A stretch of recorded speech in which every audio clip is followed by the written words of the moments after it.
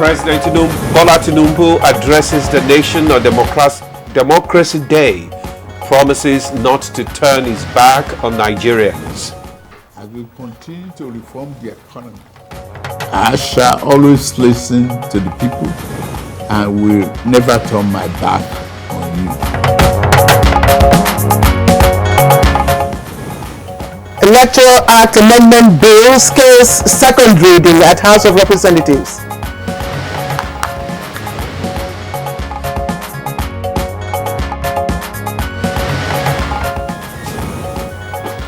"20 countries, including Nigeria, recommit to 2030 global target of ending female genital mutilation." On Good Morning Nigeria today, we shall examine Democracy Day and the presidential broadcast.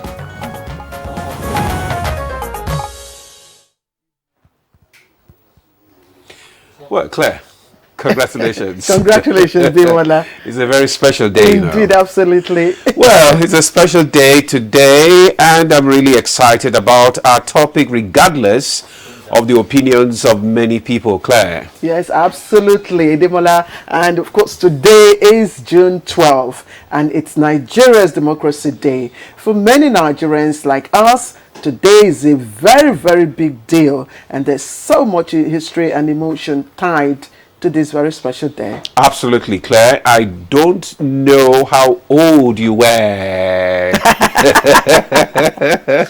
All right. Yes. I can tell you if you want to know, but go ahead. Okay, all right. Don't worry. Well, then, but let me take you a bit down memory lane. You know what June 12 is all about. 1993 was such a pivotal moment. The presidential election has been largely regarded as the fairest and freest we have ever had, and it gave people a lot of hope. A lot of hope indeed. A lot of hope, I should emphasize. And of course, the unexpected happened. The military regime under General Ibrahim Badamasi Babangida, fondly called IBB, annulled it. It was such a very big blow, leading to a series of protests on the streets of Lagos and many other parts of the country, and of course a lot of unrest. Many Nigerians were really, really upset, and as it appears, rightfully so too. You're right. Let's fast forward to 2018, and we get this big change after a series of agitations from pro-democracy advocates. The government of former President Buhari bowed to pressures and officially moved Democracy Day from May 29 to June 12. It was quite a landmark statement. Absolutely it was. And many people believed that it was a way to honor all those who fought for democracy. So today is not just another holiday. It's a day to remember the struggles and the progress we've made as a people and as a country. And fundamentally, it's also about recognizing that there's still work to be done. Building a strong, varied democracy isn't really easy, as we heard from the broadcast, and it requires everyone's participation, but civic engagement is very critical. Yeah, it is very key. It's very critical. Just to add that this is the second Democracy Day to be commemorated under President Bola Ahmed Tinubu, and indeed his first presidential broadcast since he assumed office, and it could have perhaps pass as very symbolic for many Nigerians, especially at this point in time. Again, Demola, you are absolutely right. Many Nigerians are very passionate about today, June 12, and that's because of the connotations that it bears. First, as the freest, fairest, but most peaceful election since we attained independence in 1960. And that has been 25 years of enduring and unbroken democratic trajectory since 1999. But even more than ever before, Nigerians are resolved to sustain a foundation of unbroken democracy that can guarantee them full participation in the electoral process, good governance, and of course, rapid socio-economic development. And since the return of democracy in 1999, we have gone through 7 successive election cycles with significant positive progress in some sectors. But of course, the horizon for improvement remains very wide. How can we nurture and sustain this unbroken democratic trajectory? How can we close ethnic and tribal ranks and build a strong and viral democratic nation that we can indeed call our own dear native land, where no man is oppressed? I am Ademola Adeoye. Welcome to Good Morning Nigeria. And how can we also, as a people, ensure that though tribes and tongues may differ, in brotherhood we stand? And as you may have heard from the broadcast of President Bola Ahmed Tinubu a few minutes ago, he says his government is on a mission to build a strong and viral economic and political superstructures and restore sustainable peace and progress for the country. Now, democracy works best when people are involved and protect their rights and freedom. So today's edition of Good Morning Nigeria, it's all about looking back and thinking about the future, which I take a deeper look into the significance of today, Democracy Day, history and what it means moving forward. This is the crux of our conversation. I join Demola to welcome you once again to the program. Yeah, thank you, Claire. Yeah. All right. So we are live on the network service of the NTA. We'll join our colleague Dennis Adeguloye for highlights of the morning news presently, and much later the newspaper review. So let's get started with the news highlight. And here is Dennis Adeguloye. Dennis, where was he? Where? Okay. How old were you then? I was still very much around, and happy Democracy Day at Demola. Good morning, and good morning, Claire. Happy Democracy Day to you. And good morning, Nigeria. Happy Democracy Day. Here are the morning news highlights. President Bola Tinubu says no matter how complicated democracy may be, it is the best form of governance in the long run. He stated this in a nationwide broadcast to mark 2024 Democracy Day. President Tinubu said he is morally and constitutionally bound to preserve democracy, being one of those who took the risk to midwife its birth. The president said Nigeria's economy has been in desperate need of reforms for decades. We continue to reform the economy. I shall always listen to the people and will never turn my back on you. In this spirit, we have negotiated in good faith and with open arms with organized labor on a new national minimum wage. We shall soon send our executive bill to the National Assembly to enshrine what has been agreed upon as part of our law for the next 5 years or less. President Tinubu congratulates Nigerians for witnessing another Democracy Day and called on citizens to commit to the realization of economic democracy. Our democratic experience, despite the highs and lows, has been enduring, and we must engage the young and competent in a succession plan to ensure a glorious future. These were the words of Vice President Kashim Shettima at a public lecture in Abuja commemorating Nigeria's silver jubilee of uninterrupted democratic governance. We must also look to the future with a clear and determined vision. Today is not just a day of remembrance, it is a call to action. We must engage the young and competent, the patriotic and innovative, to join us in crafting a succession plan that secures the future we desire. The House of Representatives has passed for second reading a bill seeking to amend the Electoral Act to criminalize the failure of a presiding officer to deduct excess votes in a polling unit during an election. The bill, sponsored by Representative Hassan Fulnata of Jigawa State, was referred to the House Committee on Electoral Matters for further legislative action. Officer shall be prosecuted in accordance with the provisions of Section 145 of this Act and if found guilty, shall be sentenced to a period of 6 months imprisonment or a fine of 2 million or both. If this bill is supported by all of us. Meanwhile, the Senate has approved the 2024 budgets for the Niger Delta Development Commission, totaling 1.911 trillion naira.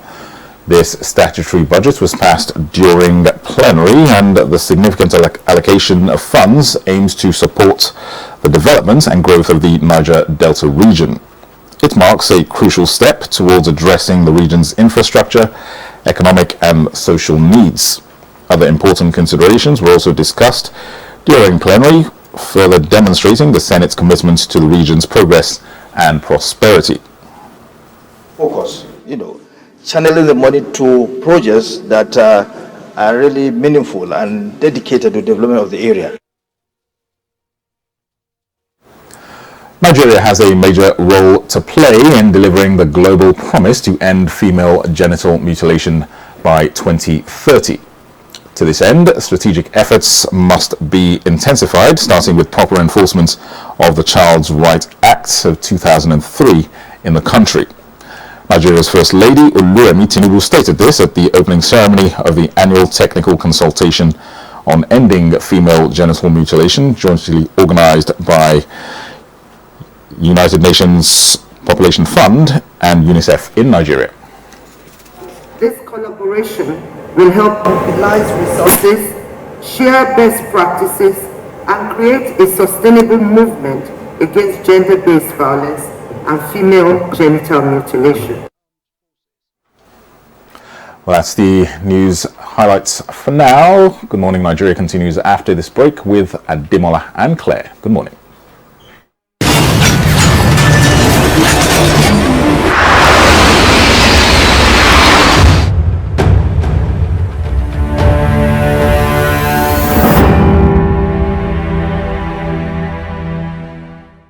In the heat of the summer, walking on the road feels like walking on hot coals. How do I cope with this heat? And how do I cope with that bad odor? By staying 5 degrees cooler. Body odor is caused by germs, and on hot days, the sweating and the odor are more. That's why you need to get the new improved Dettol Cool Soap, which offers up to 5 degrees instant cooling sensation and protects you from 99.9% odor-causing germs. The counsel of our fathers. I will urge and advise our younger generation to use talent and brain to sort out problems, not arms. Nigerian youths, let's build our nation together.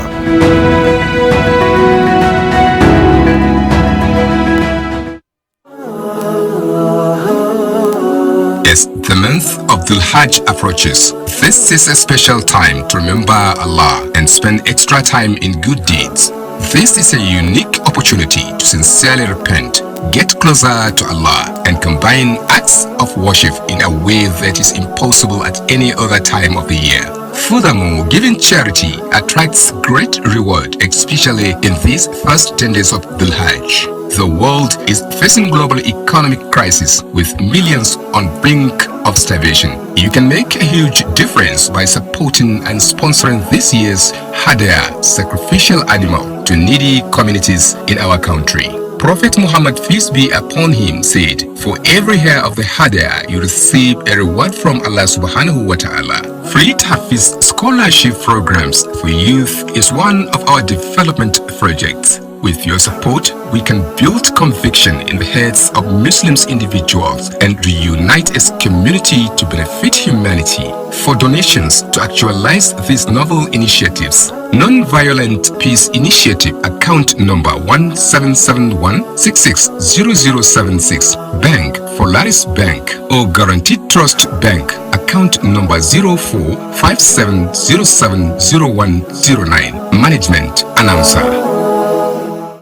Something new is about to hit your imagination of TV. A brand new sundial with StarTime's inbuilt technology. New TV innovation with an inbuilt decoder that connects you to both StarTime's antenna and satellite signal. StarTime Sundial TV, you can enjoy over 300 local and international channels, 1 month StarTime's highest bouquet for free, automatic system update. More benefits, more affordable.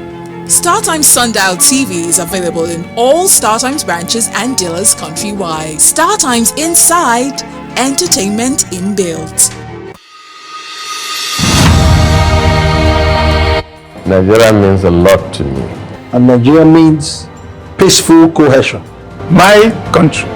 We continue to pray, and then hopefully we will come to understand that unity of purpose, unity of living together. Our ethnic beliefs and background and culture is our strength. Ever since the amalgamation period of 1914 to date, about 109 years ago, the people of Nigeria live very peacefully with one another. I think diversity helps a lot to enhance robust development in Nigeria.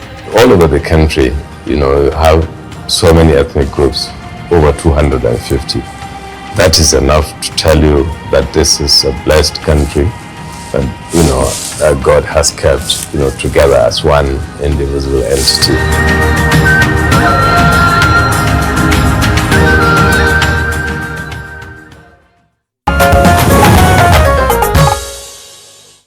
Thanks for staying with us. It's still Good Morning Nigeria, and up next is Newspaper Review.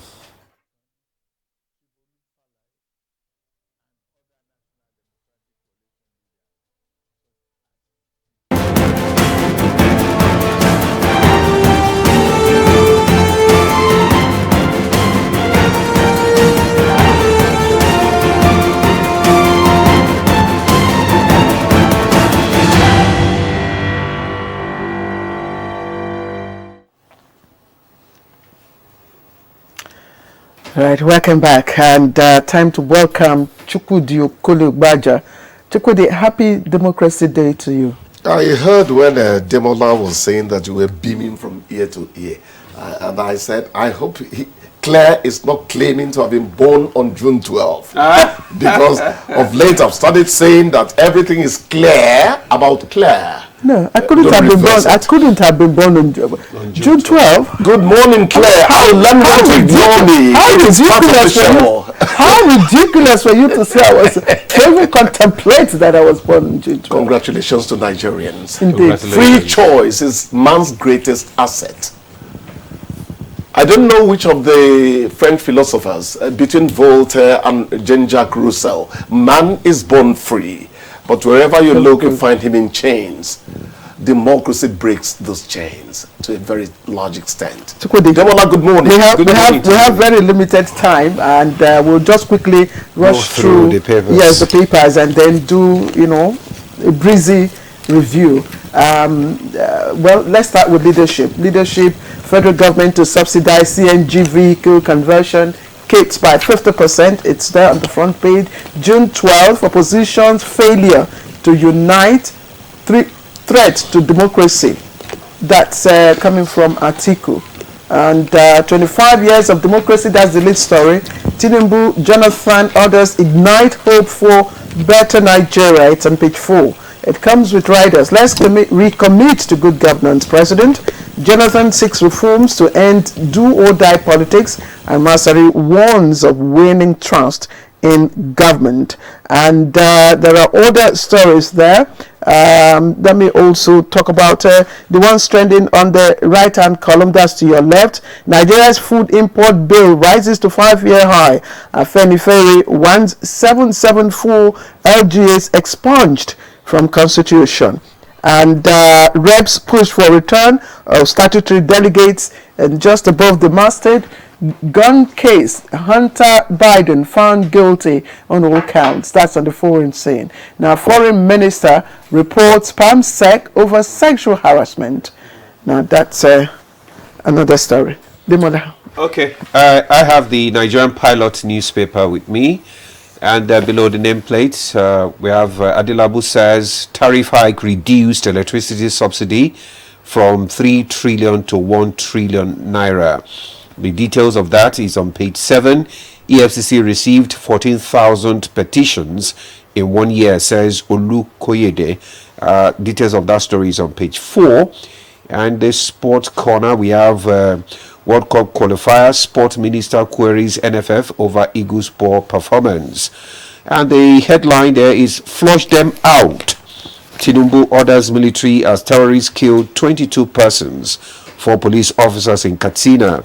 Assures that more will be done to secure citizens, completely degrade bandits, will overcome forces of darkness, Katsina government rather declares, and says his government remains committed to wiping out all forms of criminality in the state. Then Emefiele printed new Naira notes without Buhari's approval. Witness the details of that story. It's on page 5. Tinubu inherited 2,600 road projects worth 15 trillion, says Umai. Details on 22. Afenifere differs with federal government on local government autonomy. Anambra correspondent chapel of NUJ to boycott Soludo's activities. Southwest governors to embark on massive food production. Details page 4. And democracy built on ethnicity, religion will continue to wobble. That was former President Jonathan. Details on page 7. Chooks. Afenifere, you said there is the difference on federal government opinion on local government autonomy. And the Kwara State Governor Abdul Rahman Abdul Razak is saying he believes the state should not violate the law regarding autonomy. Everyone has their bit. He says the local government should be held completely accountable in terms of first-line duties, such as payment of salaries, and it does not run a joint account with any local government. So people are free to say their opinion about this. At the end of the day, let's work out that system that would work better for us. But quickly, the president mentioned the reforms in his speech, in his broadcast, says, sorry about the pains, eventually is going to lead to more space for fair competition for all, besides the fact that there will be better economic opportunities. But going to the essence of June 12, he mentioned the sacrifice by Moshood Abiola, his wife Kudirat, Alfred Rwani, and others who, it was quite heartwarming to mention those people who have sacrificed to get this project of democracy going in our country. It's our job to keep it going. Yes, let's also quickly look at other story, and this is I don't know, there are 2 stories. We could just briefly talk about it in less than 2 minutes. Nigeria's food import bill rises to 5-year high, and we hear this is being pushed by agricultural products, and all of that. It's coming from Bureau of Statistics. Yes. So it's quite an issue to look into. And then there's this one about sexual harassment. Demola, this is worrying. Foreign Minister reporting PAMSEC over sexual harassment. Well, it's just reporting. It's not been proved that the man did it, so we might not be very robust in terms of discussing it. But the fact that at that echelon, such a thing can be mooted at all is disturbing. Yes. It's disturbing. And I just quickly read out a letter from the foreign, there's minister. A petition. Yes, we received a petition, right? Yes, it's a petition. Yes, and it said the foreign minister wrote a letter to complain to the complaint was contained in a letter made available to NEWS24. Official complaint regarding sexual harassment of Mrs. Emisola Fajemirokun Ajayi by Ambassador. He said, I'm compelled to write to inform you of a formal complaint against the permanent secretary on sexual harassment allegations. Bearing in mind the gravity of the matter, I feel it necessary to draw your attention to it and ask that you handle it accordingly. And we know that, again, this has its own, legal implications if proven, if the accused is proven. Yeah, kudos to Africa that is being mentioned at all, because so many things are taken for granted on the continent. The woman doesn't matter, but please, we are not judging the man who they're writing against at this stage. We are saying that the continent is now waking up to certain things. Women have rights, and noble men would respect the rights of a woman. All right, thank you very much, Chooks. That's how far we can go on the newspaper review today because of our time. That's okay. All right, thank you. So we'll take a break now. Good Morning Nigeria continues. Stay with us. A good farmer is a craftsman of the highest order. It is said, great farmer, great nation. No farmer, no nation. Yes, let's set the ball rolling to build that great Nigeria where good food is in abundance, affordable and easily accessible. The Renewed Hope Initiative, RHI, an initiative of the First Lady of the Federal Republic of Nigeria, Senator Oluremi Tinubu, CON, is aligning with the vision and aspiration of the administration of President Bola Tinubu, GCFR, and is organizing the Every Home a Garden competition.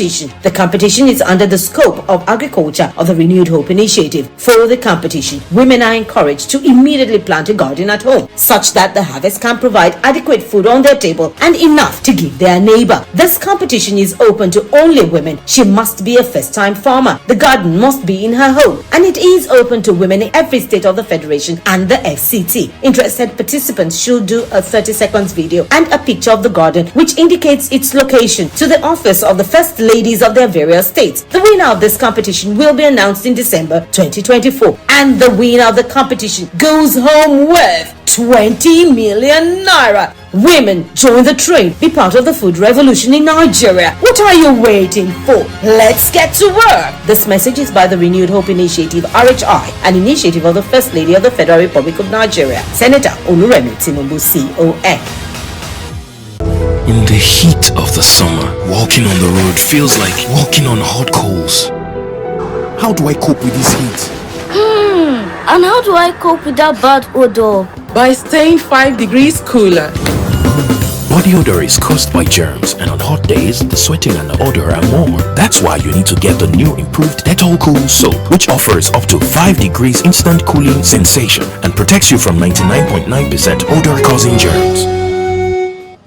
The lights are on and the stage is set for dreams to take flight. Who will be the next idol? Watch Nigerian Idol live performances every Sunday at 7 p.m. and you get to decide by voting for your favorite contestant. You can vote via website, mobile site, or by using the My DSTV or My GoTV app with no stress. To vote via website or mobile site, simply visit africamagic.tv/Nigerian Idol. Click on vote, register, and then enter your details and a password of your choice. It's easy and it's free. You can also get AWOOF votes for your favorite Nigerian Idol contestants. All you have to do is download the My DSTV or My GoTV app and you have more voting power at your fingertips. Visit the website for more information. Voting opens on Sundays after the live shows and closes every Thursday at 8 p.m. Remember, vote for your favorites each week and you get to decide this year's Nigerian Idol. Nigerian Idol Season 9 is proudly sponsored by Techno, Stop at Nothing, and Biggie for every moment. Are you married? I'm single. You are single? Can we name the best thing about Christmas holiday? Love. My favorite Christmas carol is Dash. We wish you a Merry Christmas. Name a gift parents would most likely give to their children for Christmas. Food. Shoes. Money. Christmas decoration. Vacation. A vacation. A vacation. Toby. Village. Alright, survey says.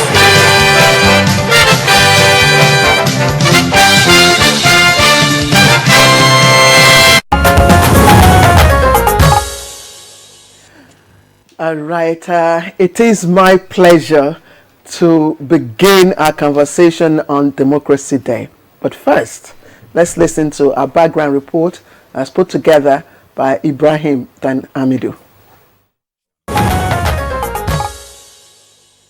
Democracy Day commemorates the annulment of the June 12, 1993 presidential election. widely considered Nigeria's freest and fairest election. The election was won by Moshood Abiola, a businessman and philanthropist, but the results were annulled by the military government, leading to widespread protests and unrest. After years of military rule, Nigeria transitioned to democracy in 1999.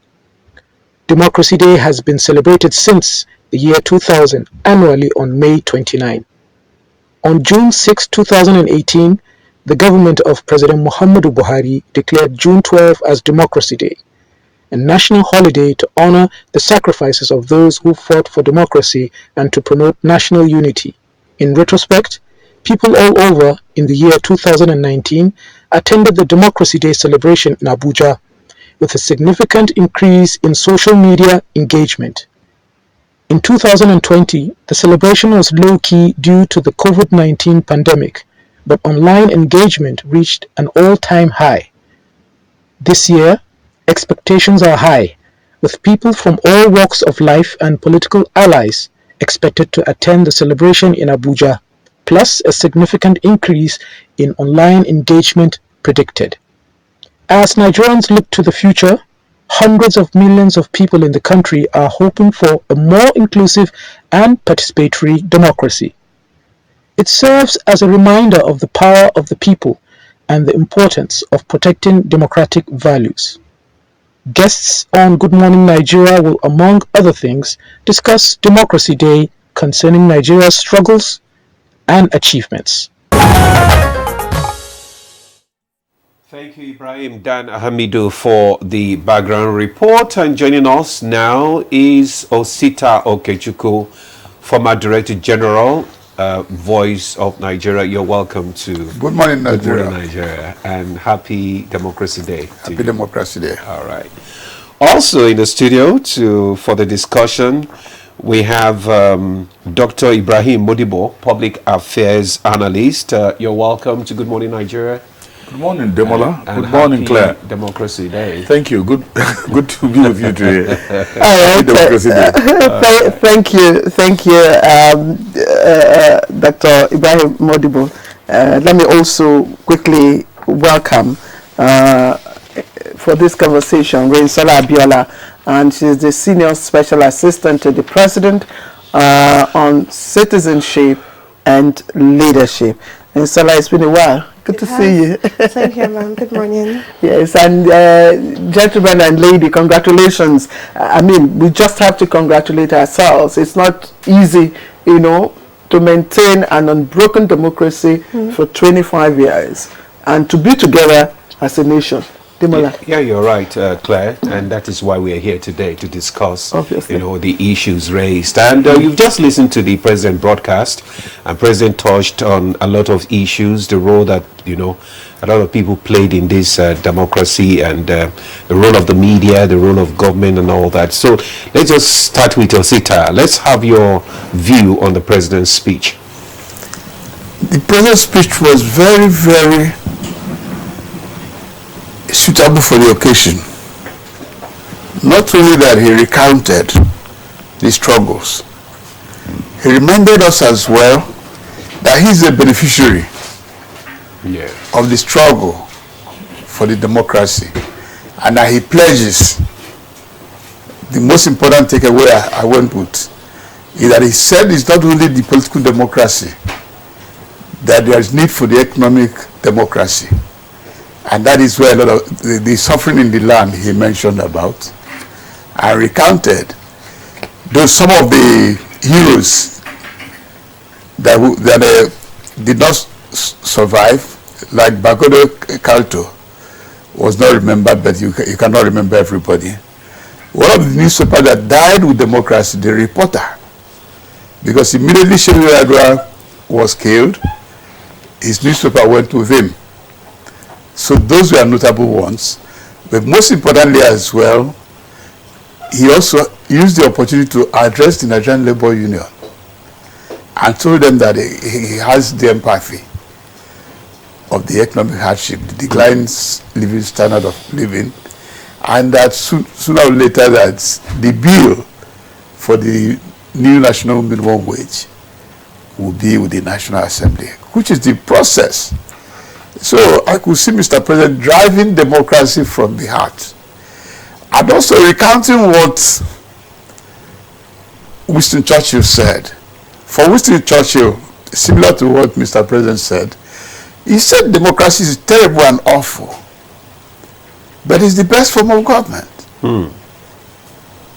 So Mr. President told us no matter how complicated we think democracy is, that is a journey, and that will keep on improving.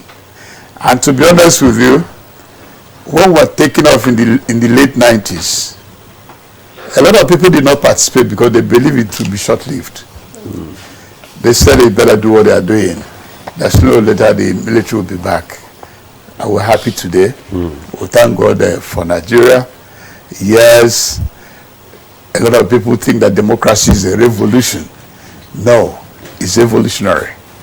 Because of the rule of law, the checks and balances.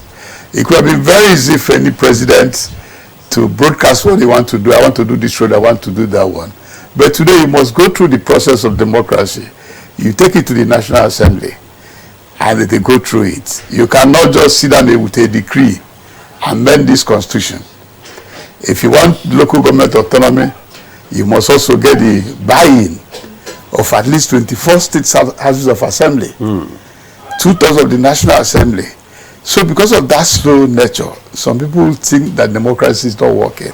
I think we are glad in Nigeria that democracy is working. We have achieved a lot along the line. Today we have over 200 and something universities.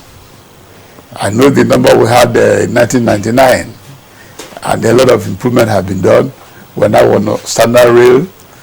We are trying to progress to high-speed rail. So a lot of achievement have been done. Let's even put you on hold. I was going to put you on hold before you stop. So thank you, Mr. Osuta, whose surname translates to God's portion. That's Okechukwu. No, Lord's share. Lord's share. It's about sharing. That is only the Lord that shares. Thank you. Dr. Montibo, I want to put you on hold. Please, let me bring in Risola. And for obvious reasons, Risola Abiola, we all know, I mean, I don't have to introduce her to you. You know, her name speaks for her. But she's a senior special assistant to the president on citizenship and leadership. And Risola, I want you to give us, you know, an idea, what impression the president's broadcast made, you know, on you, and what part of his speech really resonates with you and the struggles for which your late father, you know, was known. I would say that the speech in its entirety captures the entire idea of democracy, and I like that the president was able to highlight key things like Mr. Osita said, especially when it comes to labor and how they've been dealt with, and the fact that he drew references to how issues would have been managed in the past under autocratic regimes, and the fact that this is a democratic dispensation and it informs the approach that we have had to managing dissent and disagreements within the polity. I would say that the part that really struck with me, of course, was when he, you know, mentioned the contributions and the huge sacrifices paid by my father, his late wife, and other people who we lost to the struggle for democracy, and then others who also had to endure exile for several years, including the president himself, and the struggle of democracy, pro-democracy activists, and the key role played by the press in the struggle for democracy. And beyond that, I also like the fact that he spoke to something that I believe we need to address, and it's the fact that I think perhaps because of our rapidly growing population, there's a whole generation of Nigerians that were born after that struggle had ended or just before the struggle ended, and don't really have a recollection of what it meant, what it means to live under military rule and under oppression. And you know, when coups happened in Niger and in Burkina Faso and other parts of Africa, we began to see comments on social media from young people, you know, approving of such actions. And I think it's it's a troubling development, especially to know that there's that kind of mindset amongst a number of young people. And I think it's because they don't really understand where we're coming from and the struggles that we've had to endure and what we've had to overcome as a nation. So it's very important that we have reminders like that, brought up from time to time. And this was a very, very important opportunity for the president to do that. So I really like the fact that his speech spoke to the reality of military rule, the reality of autocracy, the reality of oppression, and made people understand that we might not be satisfied with everything that's happening right now, but this still remains the best way to determine how how public affairs are conducted, especially in light of the fact that there is no substitute for freedom. And we have to continue to do what we can to ensure that the sacrifices made by those in the previous generation do not go to waste. As young people, this country is ours to protect. It is ours. This democracy is ours to nurture. And the future of Nigeria is ours to safeguard. So I like that that was strongly emphasized in his address as well. Wow. That's excellent. Thank you for that contribution there. We'll come back to you, but let's get Dr. Modibo's line of thought concerning the broadcast. Well, fellow Nigerians and compatriots, let me greet you on the 31st anniversary of June 12 and 25 years of unbroken democracy. Let me hide, or better still, seek refuge under the philosophical dictates of a famous philosopher, historian, and academic of repute, Ralph Waldo Emerson, who stated that the opinion of 10,000 men might not be of any relevance inasmuch as none of them knows the subject. Mr. President knows the subject, and he has taken us on to a long journey of discovery within the struggles and dynamics of democracy in Nigeria. In that speech, he has taken us on the long road where he enumerated, the problems, prospects, and perspectives of democracy based on the trends of events. I'm so happy they have been able to recall with passion people that struggled for this democracy and what democracy also entails, especially June 12. It is a watershed. It is a building block for enduring democracy in Nigeria. Whether we like it or not, June 12 represents true democracy, where we saw free, fairest, and peaceful election being truncated. For whatever reason it is, let us leave it to history. Mr. President, in that speech, has been able to capture my mind, and he has been able to steal my heart for the mere fact that he knows that Nigerians are suffering. He said he feels the pains of Nigerians, but he has been able to place some institutional frameworks that in the long run will cushion the effects of this hardship of Nigerians. I think for a person that has been able to realize or to think of people, a leader, to think of people's sufferings, it's a plus. And I think we have to congratulate Mr. President. Secondly, if we look at the issues of the press, he has been able to bring up what the Nigerian press stood for under June 12 and what the Nigerian press is equally standing for today. It is lamentable that today, still, there are institutional frameworks that hinder the press, especially the police. I have had several of our colleagues being arrested by either the police or the DSS. And I think Mr. President should take note of that, because I know he's a strong believer of democracy. As he stated in that speech, he is not ready to arrest anybody. You have the freedom of expression within the ambits of the law. And I think the press should form the fulcrum of democracy where government will be accountable. Because based on the nuances, based on the issues that has to do with the media informs, it educates, it entertains, and also it sets an agenda. And in trying to do that, you have to form within the purview of the social responsibility theory, where you have to be factual, you have to be balanced, you also tell the truth, and also be able to set an agenda that will form the base of a government. And in this speech, I'm happy that Mr. President has been able to talk about the past where the press have suffered. And I'm sure under this government, he will not allow the press to suffer again. He will give them the latitude. But what I think is missing to me in the speech is the participation of the youth and women.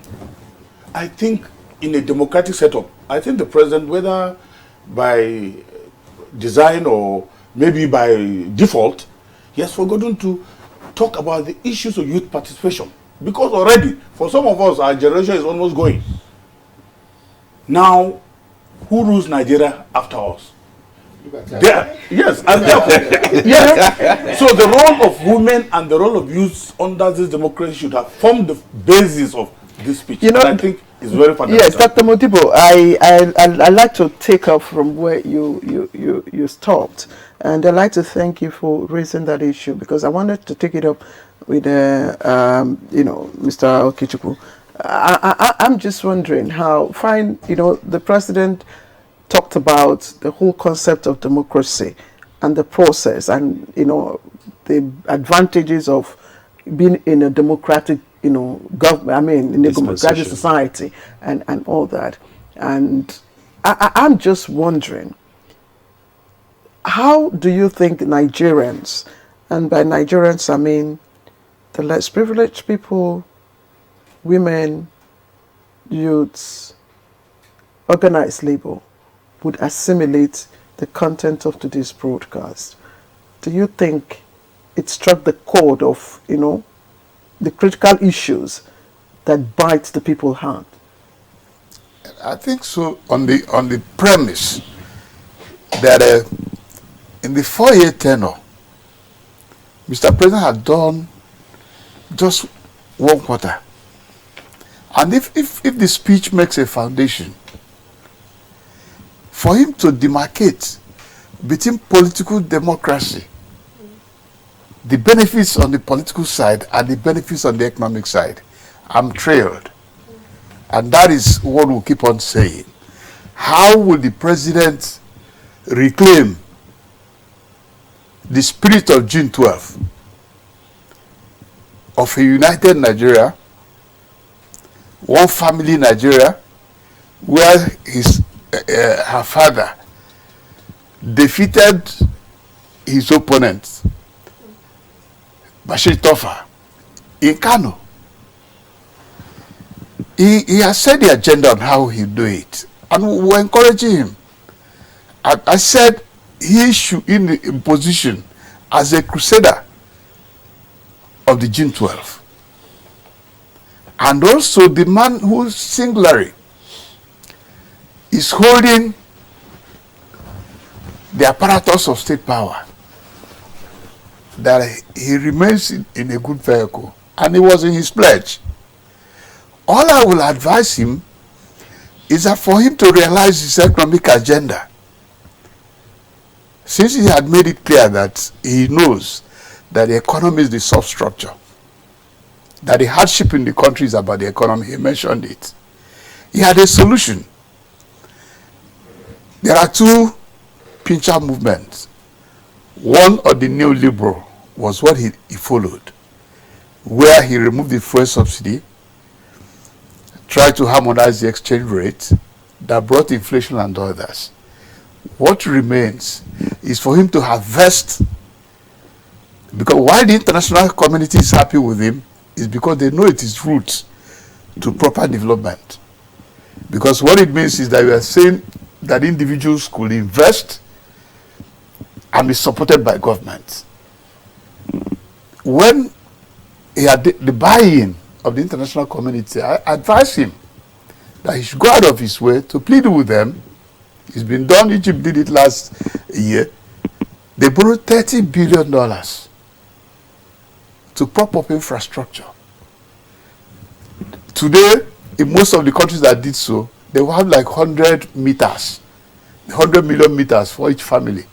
Low tariff of electricity, but there is electricity for every home that enables both small scale and medium scale to germinate at their own level.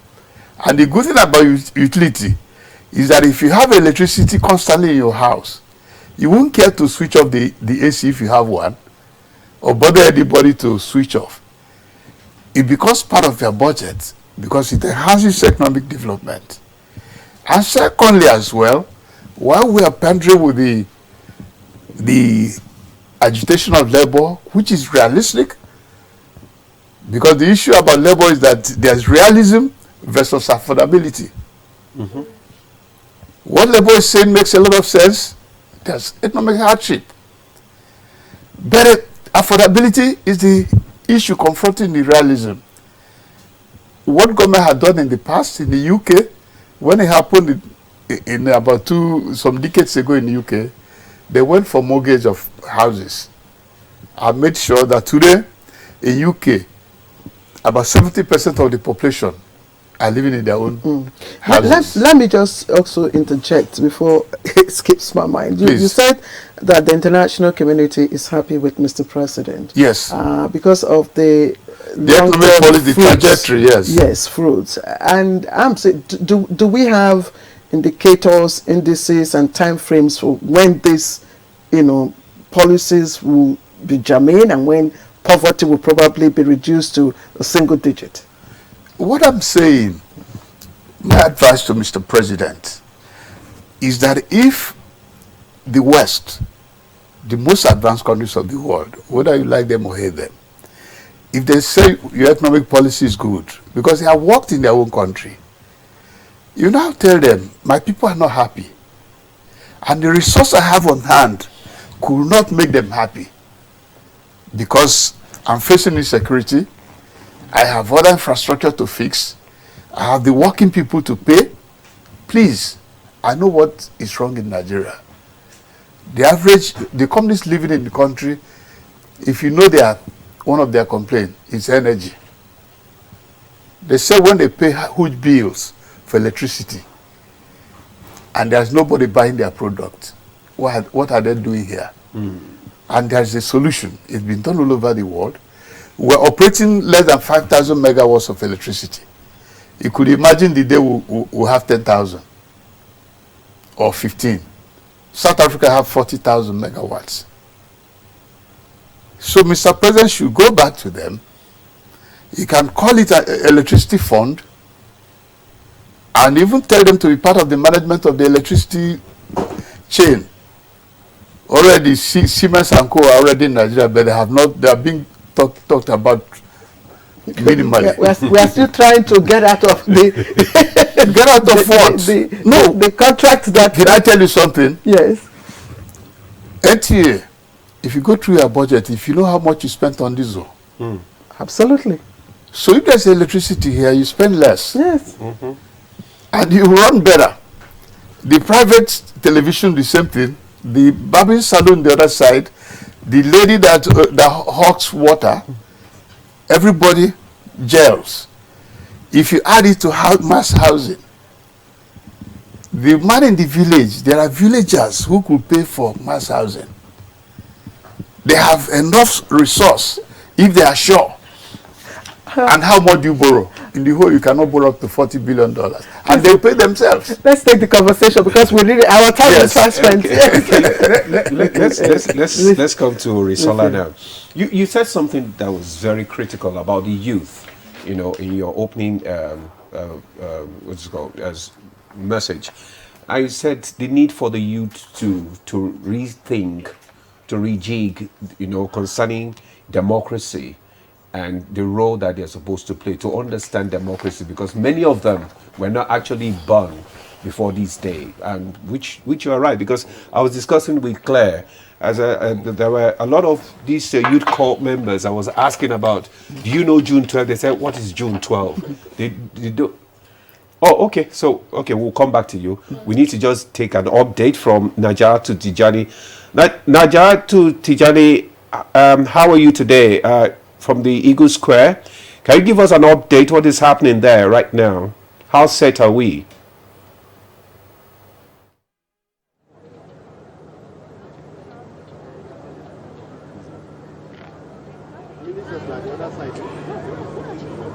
All right, Ademola.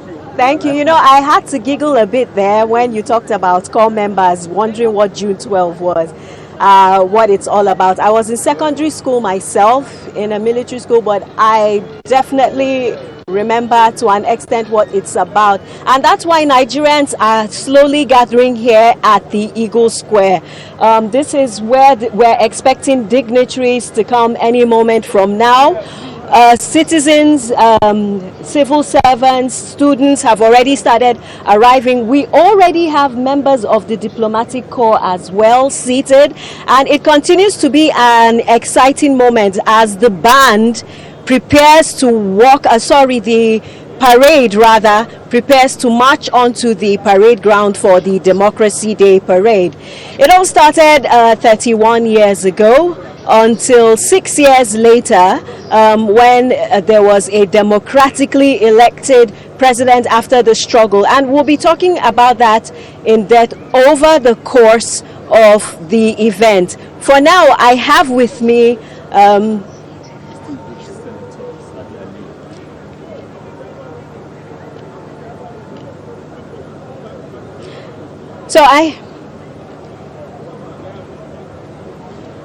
I have with me a distinguished senator to talk about where he was June 12. Well, thank you very much. I'm Senator Aliu Sabi Abdullahi, Honorable Minister of State, Agriculture and Food Security. June 12, 1993, incidentally, I was a youth corper serving in Adamawa State.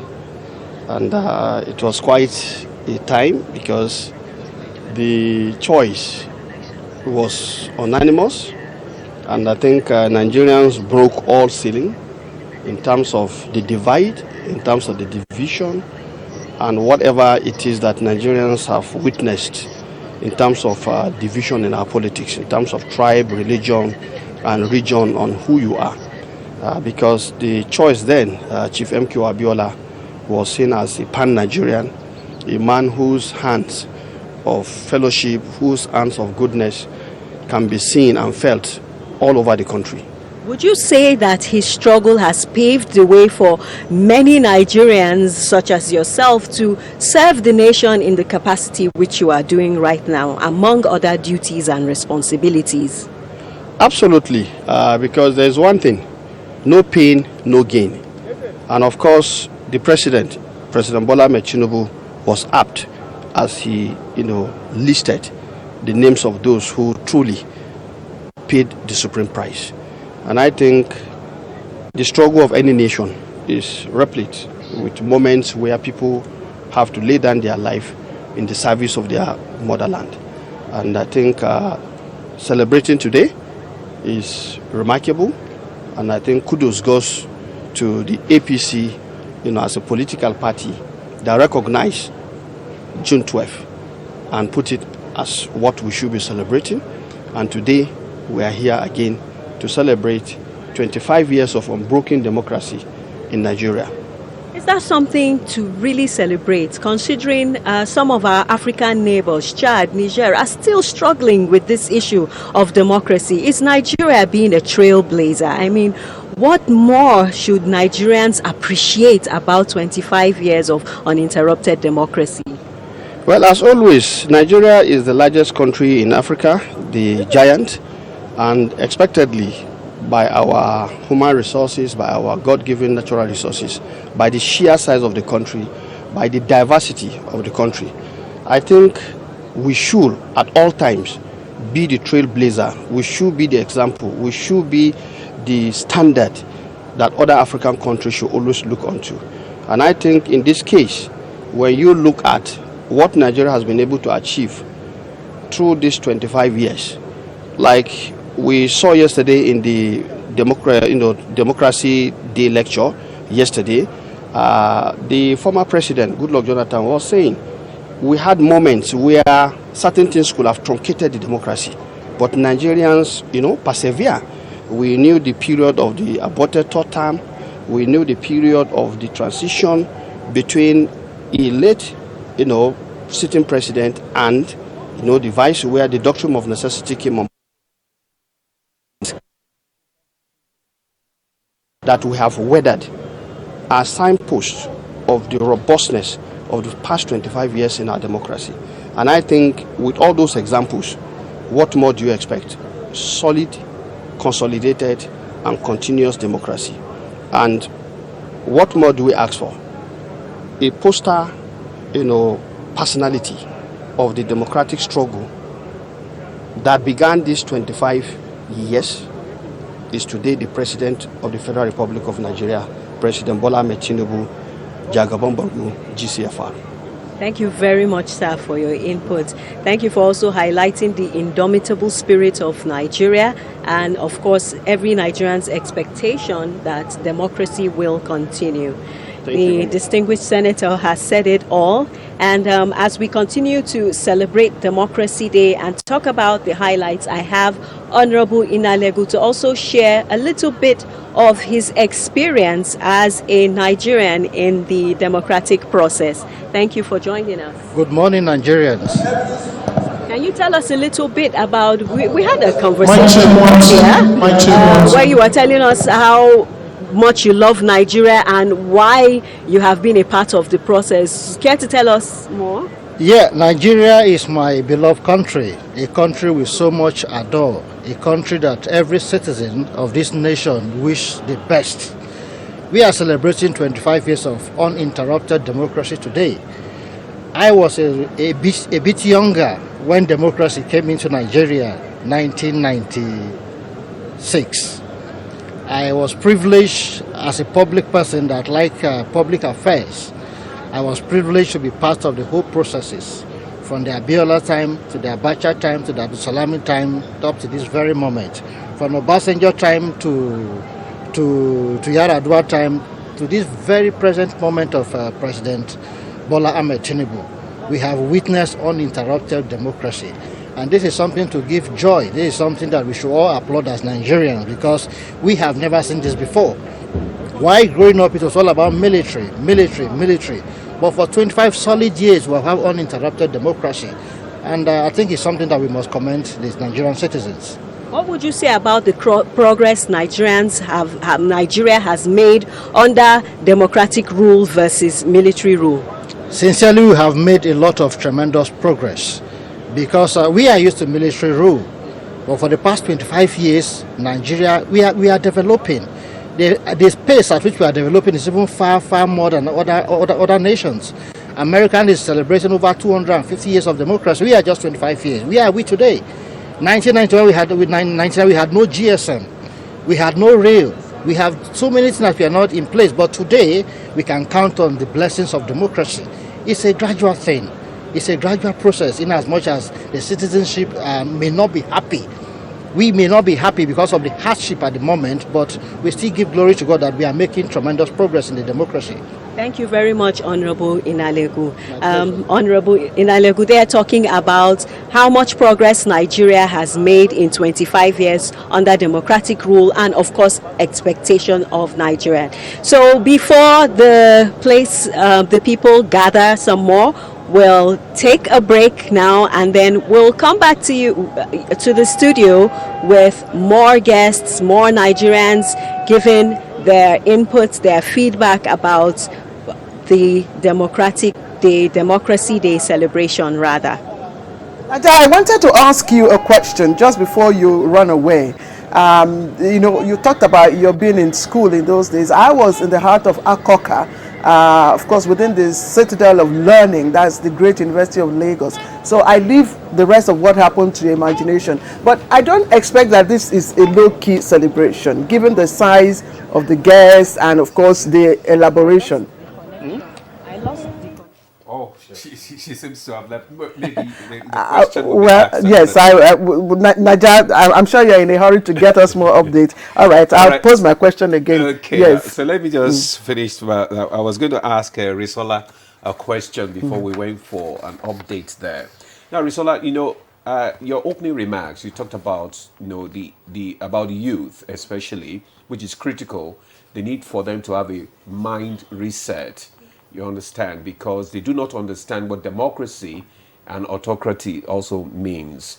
And you, as a special assistant to the president on citizenship and leadership, how is the government going about, educating the youth on the importance of good governance? And secondly, the speech also highlighted the sacrifices of pro-democracy activists and journalists. How can we ensure their legacy continue to inspire the youth?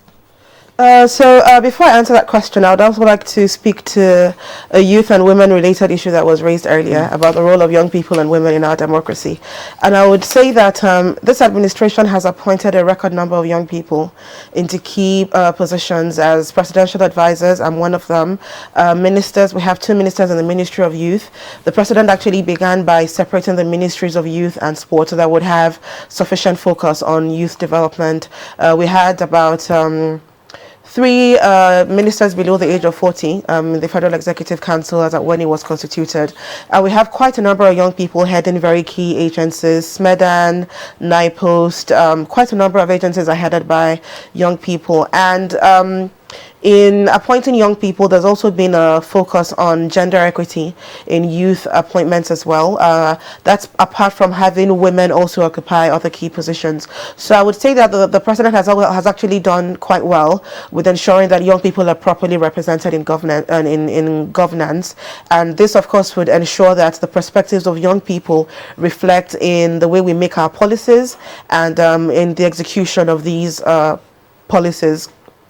That said, there have also been efforts at ensuring greater economic empowerment for young people. Through the Ministry of Youth, we've had initiatives like the Nigerian Youth Academy, being spearheaded by the Honorable Minister of State for Youth, Ayodele Olawande, which is like an online platform for young people to learn profitable skills at no cost to them. There's also the Corepreneur Scheme, which is focused on empowering core members economically. There's the Youth Bank underway. There's the 110 billion naira approved by the Federal Executive Council, which will be given to young people to support their businesses through the redesigned Nigerian Youth Investment Fund. So there's quite a lot of work actually going on in terms of strengthening and supporting young people and ensuring that young people and women are well represented in government.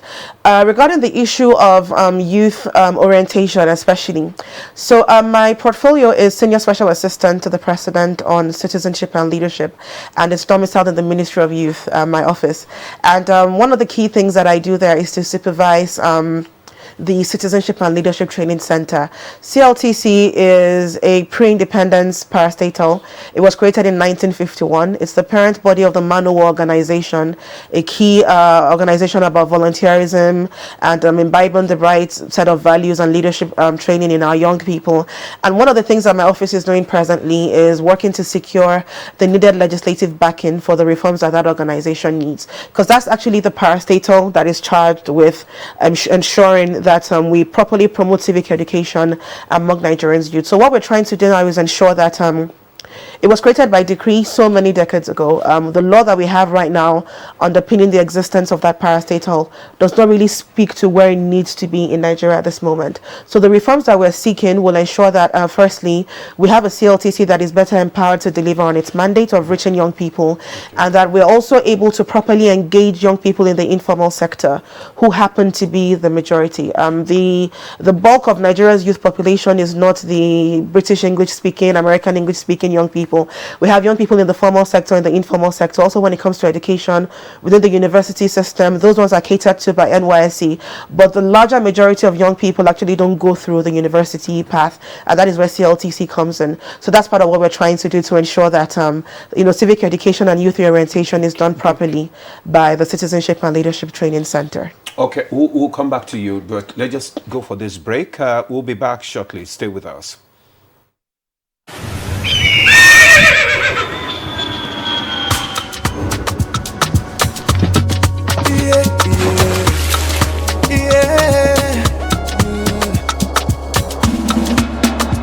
From the Atlantic across the savannah to the Sahara, we rise, a land of the free, we know they tire. We dream great, our spirit is undying. Resilient, rooted like palm tree, we sway in colors, with undying demand. We make solutions, we ignite passion, yeah. Each of this is unique, we We have more than just a nation. We are Nigeria. We are Nigeria. Strength in unity. We know they carry life. We are Nigeria. We are Nigeria. Together live the dream of a land with great destiny. We are Nigeria. I am the real Nigerian. Brought to you by the National Orientation Agency, NOA. In the heat of the summer, walking on the road feels like walking on hot coals.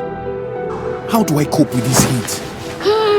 And how do I cope with that bad odor? By staying 5 degrees cooler.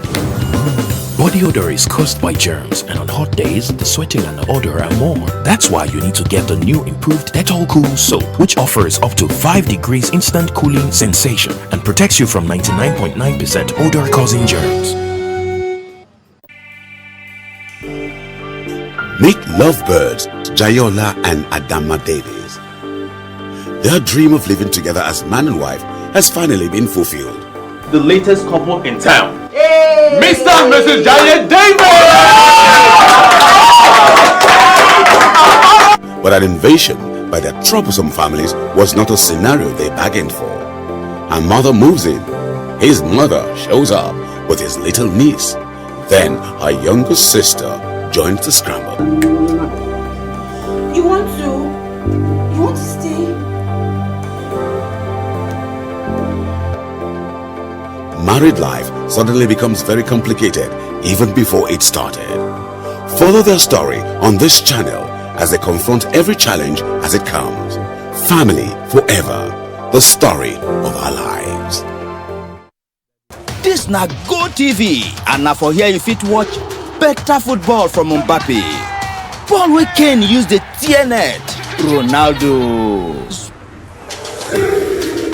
And all the big boys we go follow drag the who go be Oga of Europe.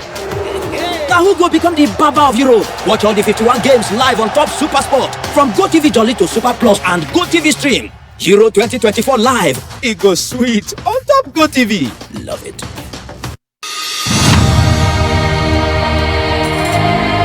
You have to move from the point where you protect and defend your religion to a point where you also recognize the rights of the other person, of the other religion, and protect it. So if I am protecting my own territory and my own people and trying to emphasize their rights and protect their rights, I should also be thinking about how to protect the rights of the others. Both Islam and Christianity recognize and defer to God, and both recognize the temporariness of the life of this world, and that ultimately we all go back to God for the day of reckoning, when everybody will render an account of his life on this temporary abode.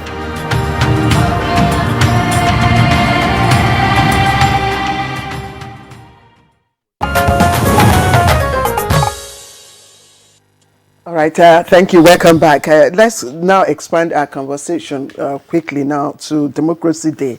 And Dr. Modibo, I'd just like you to bring you here.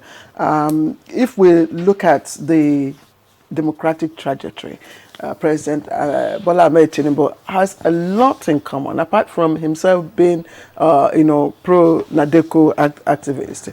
If you look at the his agenda is captioned Renewed Hope Agenda, which has some semblance, to the renewed MKO, Renewed Hope. Hope 93. If you also look at the fact that where he's coming from and other, dynamics, they are quite in tune with, late MKO Abiola. And of course, the policies and all that. Do you think, in terms of making the big sacrifice that both MKO Abiola, canvassed, and what Mr. President it canvassed, do you think we are on track in making that sacrifice for Nigeria? Coincidentally, Madam Claire, June 12, 1993, I was the regional editor of Vanguard newspapers in Yola. I was almost approaching my 10th year post-graduation from a very reputable university that has been able to impact a lot of knowledge. And therefore, I was part and parcel of the coverage of June 12, where we saw wonderful politicians with velveteen speeches coming onto the dais. It was a scenic beauty when you go to campaigns. Not this dancing that we have these days. You see them giving you policy programs, what options, and there are different this based on this thing. Whether we like it or not, one of the most worthy and outstanding narrative about June 12 is that it has been able to build bridges across streams and rivers, not only the seas. June 12, 1993. Yes, it has been able to build bridges across streams and rivers. We saw people that went to elect people not based on religion, ethnicity, tribal, regional, or other sentiments. And the issue of money was not even very loud. It wasn't at all. It didn't matter your tribe or tongue. It didn't matter. If not, MKO Abiola of blessed memory, may God forgive his soul and may he have a very wonderful place in paradise. Amen. Was a man of virtue. He displayed uncommon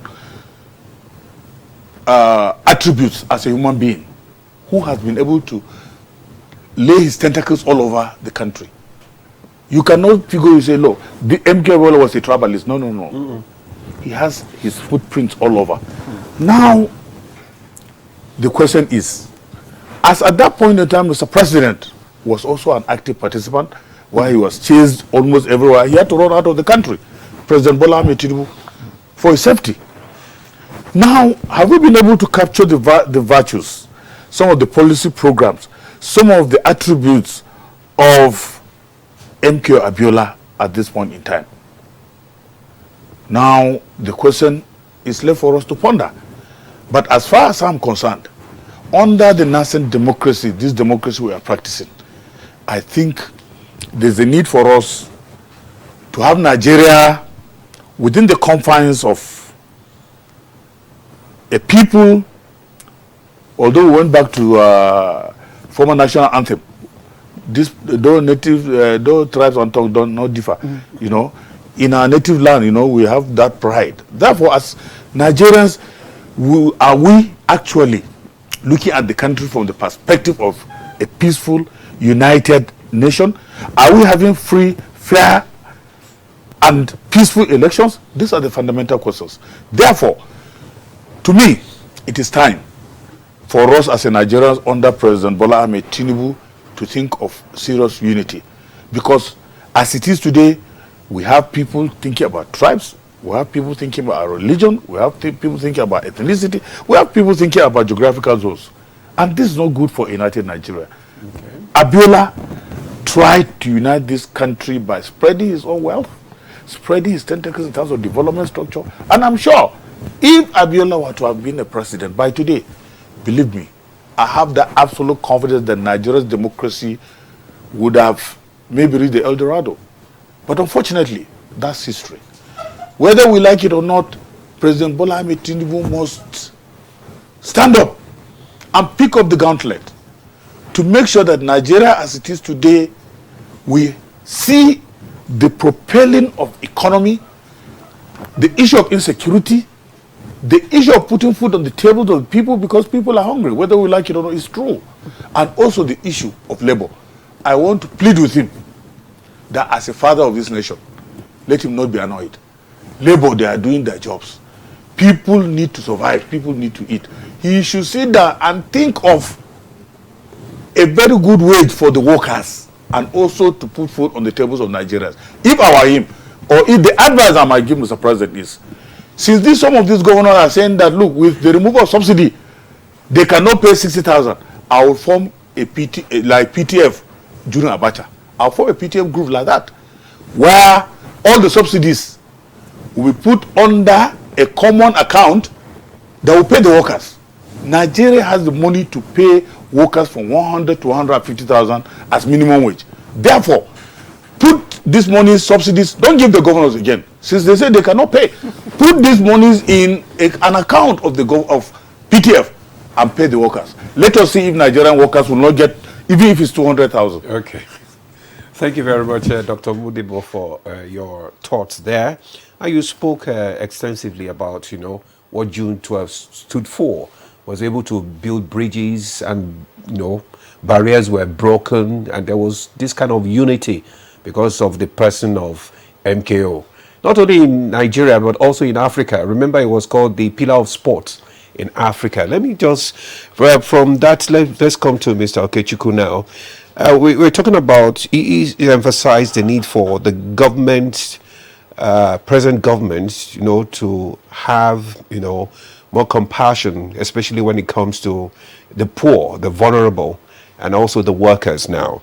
How do you think the government can balance the need for economic growth with the need for social protection and welfare for vulnerable citizens in the country? Thank you very much. I'm happy with this question for the fact that Doctor seems to go with the wind that because subsidy was removed, that a lot of dollars were accruing to the federal government coffers. That's not exactly the position. There are impediments preventing that. We do not, as of today, meet our 1.7 million barrels that OPEC allocated to us. Okay, we are not meeting up with that. We know the challenges in the Niger Delta. So when you calculate how much you are getting, the government is not running surplus funds. And remember as well that there is banditry and insurgency, which consumes a lot of money. No government on earth will tell you how much they are putting there to get the peace at home. Then talk about other infrastructure. Talk about 200 and something universities. Some are private, some are federal government owned, some are state owned. So these are challenges at both the subnational and the federal. So that surplus kind of money is not there. That's the truth of that's why I talked about realism. That, to be honest with labor, if they pay them, as you said, 200,000, there's nothing wrong about that. But affordability is real key, because you cannot consign other items on the bouquet. If you look at the national budget, there's a lot of line of demands. So you cannot push all of them away and pay only salaries. So that is where I disagree with Doctor, that there's no surplus on the ground. And that was why I was saying that what happened to some countries along that line is to set up a transparent process and go for funds. United States of America, is the greatest debtor in any countries of the world. But do you know what they did? They got their energy sector, got all the infrastructure hemmed. That why they are owing you, in the 8 most richest companies of the world that scheme above $1 trillion value. In fact, they have about 3 trillion. Okay. Nvidia, Microsoft, and others, Apple. They're on the 3 bench. Why did they achieve that? If you set up a fintech, look at InterSwitch. It's doing so well, but it's even doing better in other countries because of electricity.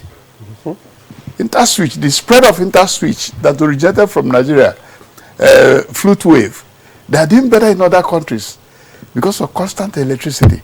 So it's not as you are saying. But what I'm saying is that since Mr. President had today, I regard his speech today as his contract with Nigeria, because he wrote in that speech, I pledge. And that pledge reflects Chief MKO Abiola's own spirit about the country. Abiola is not just a philanthropist, but what made him exceptional is that he might do something for you without a target of what he benefits from you. There are philanthropists that will help you. You're a broadcaster because I'm coming to your studio. But that's not Abiola. In Aba, during his campaign, he decided not to sleep in a big flush. He slept in one of chiefs, one chief that is a strong SDP. So he called one young man. He said, "You keep on fooling us, and you're not looking like others." You know what the young man said? He said one day he visited London, and I accompanied my friend to meet you. And you asked me, you were asking us our problem. I said, I was out of school. And you said, why? And I said I couldn't pay my fees. And you asked your cousin. Your cousin said yes, that for over 2 weeks he had not been in class. Abiola picked up the note and said, give me the registrar of the campus. I started paying directly to the campus without knowing the boy he paid for. So immediately he learned that Abiola was running for president. He flew into Nigeria. I was falling up and down, paying his own hotel bills, because some of us will be lined up.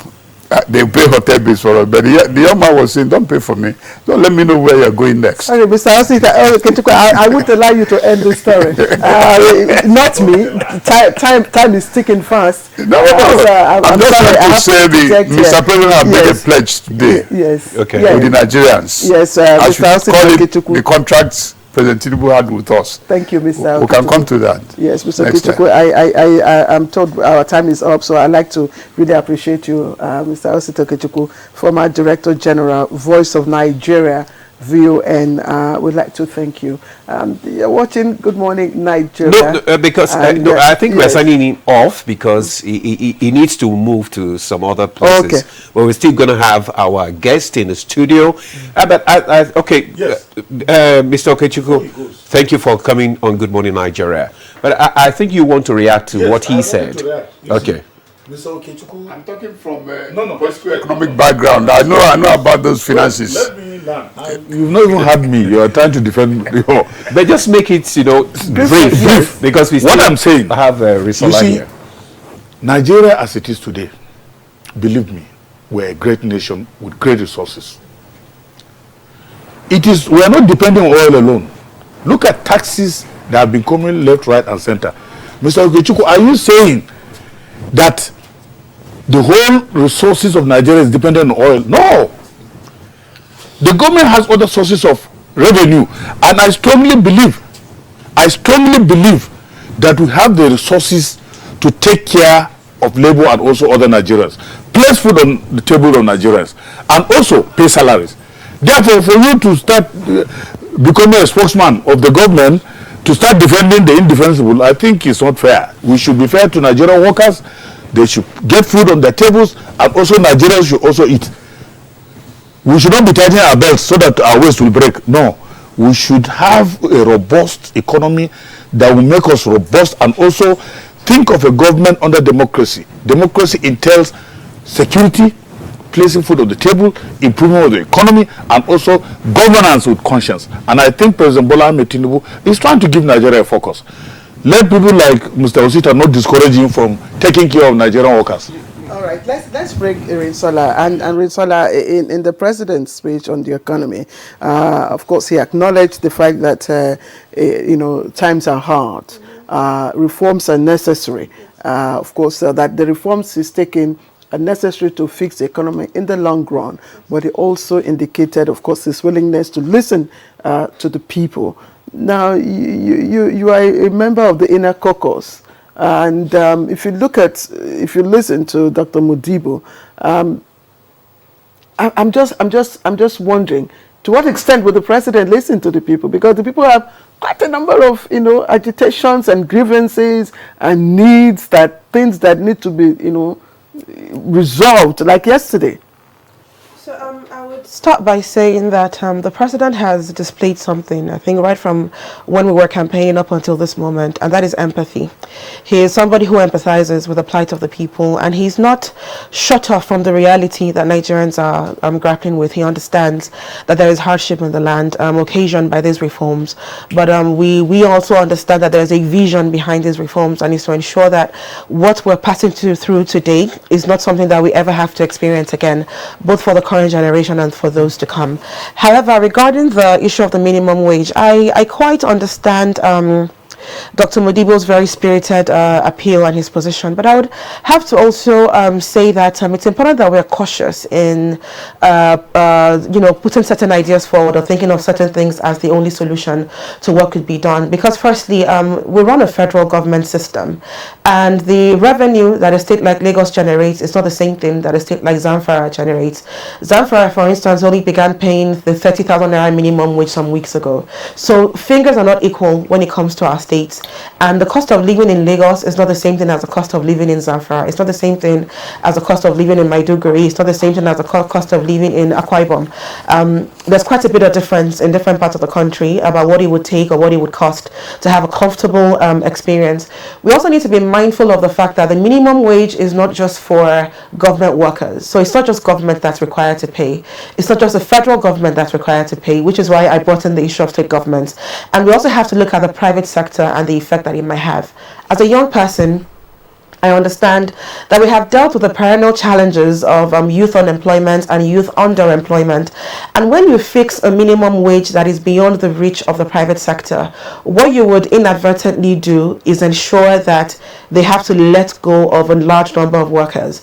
Because the major reason why businesses are in business is to make profit. And when the cost of operation becomes too high, it becomes, exponentially high, they will be forced to review the workforce. And the first thing that would happen is mass retrenchment, across the different cadres within those organizations. So as a young person, I understand the need for an increased minimum wage. I understand the need to take care of labor. I understand the need to respect our people and pay a livable wage. But I also understand the need to be cautious in how we approach these engagements and these conversations, because we also don't want to have negative ripple effects result from the decisions that are made eventually. However, I am very confident of the President's empathy. I know full well that he has a very firm grasp of the realities of Nigerians.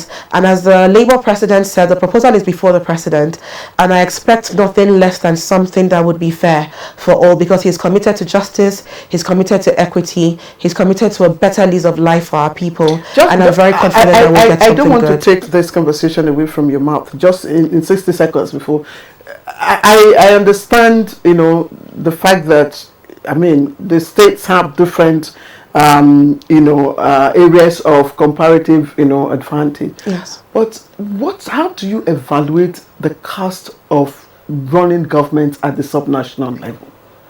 Does it encourage you? I would not want to speak too much on states and how they conduct their affairs, but I would, however, say that there's a need for more probity across the board, and there's a need for more to be done across the board. States, there are quite a number of states that have done really well. We're trying to increase their internally generated revenue. We have examples like Ekiti. We have examples like Lagos that continues to set the bar for everybody else. Kaduna. There are quite a number of states actually really stepping up to the plate in terms of internally generated revenue and trying to see what they can do within their domains to also improve the business environment. I know Jigawa is doing quite well in that regard. So there's a need for a lot more to be done at the subnational level to enhance, their ability to create jobs, to enhance the business environment, to enhance the internally generated revenue. Because when these things are done and there are improvements at that level, it also greatly improves on what they are able to deliver for workers within their respective domains too. Okay. Oh, that's yes. good. Maybe Dr. Modibo, you want to just give us your last before we join because one thing is this: someone said something. Said the hardship that you refuse to face today, you understand, you will face it tomorrow. So it is better to face the hardship today and enjoy, have a better future tomorrow. So from that perspective, what is your parting word? Well, sometimes these theories could be true. But in other times, how are you sure that you are going to reach tomorrow? How are you sure? If you are suffering today, what if you die in the night? No, what I'm talking of, I understand you very well. Now, if you look at the current wage or the current situation in Nigeria, it is really sad. It's very sad in the sense that Nigerians today, a lot of people cannot put food on the table. If you are sincere, you are saying you should give the Nigerian worker level 1 60,000, for God's sake. Just at the weekend, I went to Zimbabwe. This Zimbabwe here on the way to Kefi. I bought 5 yams, 20,000.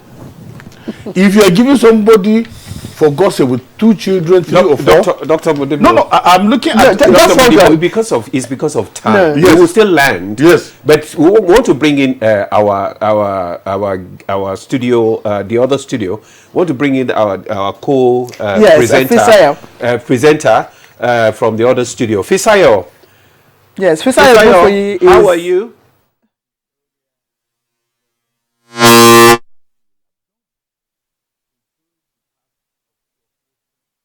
Let me just see if I can join this conversation by putting a question to Dr. Modibo there. As a young student in the secondary school then in 1993, I was just rounding up, we could, even enjoy, for instance, the adverts, leading to, June 12th. They captured the imagination of Nigerians. I can remember MKO is our man.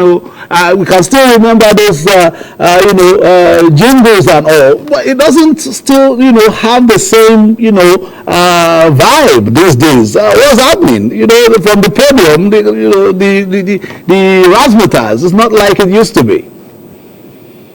You see, Mr. Fisayo, if you look at the tempo of political participation, there's great disparity.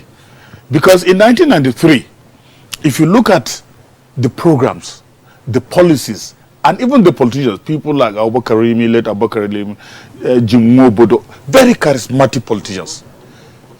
Baba Gana Kingibe, Dr. Zingina, late Chief MKO Abiola was a fantastic human being. Although he might not be an orator, but when he mounts on the dais with the microphone clamped very close to his mouth, that stammering goes away. And you can see him bringing out some policies and programs of the SDP and also what it intends to do for Nigerians. So from his actions, from his attitude, from his gestures, from his gesticulations, you know that this is somebody that has something to offer to Nigerians.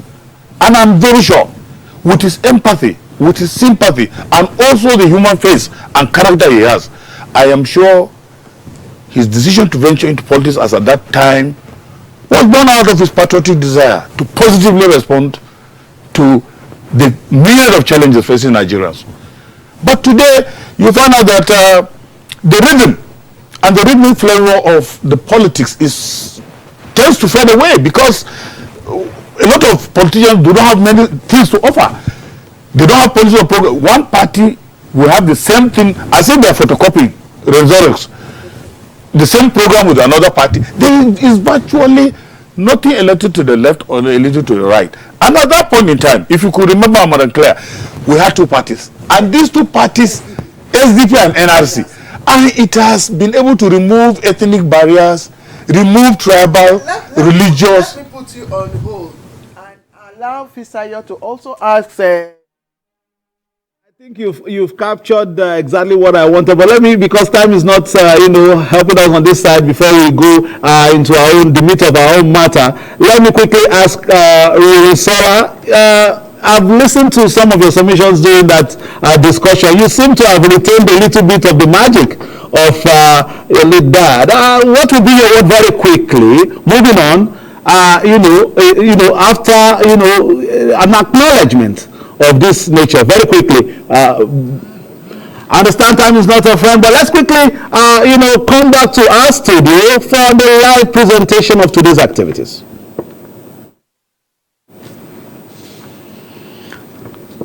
Nigeria has now witnessed 25 years of unbroken democracy.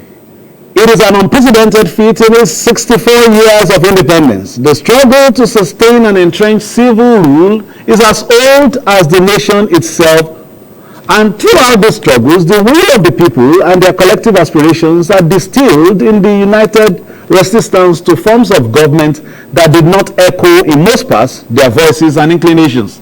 In the gestation period that eventually gave birth to the Fourth Republic, one key date remains poignant: June 12, 1993. a stillbirth in the nation's democratic cycle, a deep wound that did not heal properly until proper acknowledgement and some efforts at official restitution was undertaken in the last dispensation. Now, June 12 takes its place